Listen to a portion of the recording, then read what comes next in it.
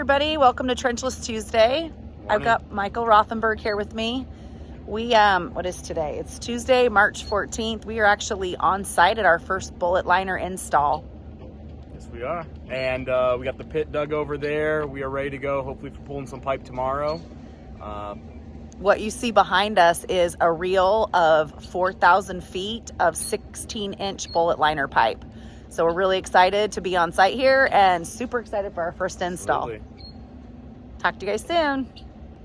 He's still here with Michael. He's going to kind of explain what's going on behind you guys in this project. Yeah, so the install is going to start tomorrow, hopefully. The first 1,400 feet is going to be installed from the pit over there, going about 1,400 feet that way to fire hydrant, at which point they're going to cut off the connection, put the valve, and then continue on the next 1,400 feet heading west, at which point they'll put that service line on and go from there.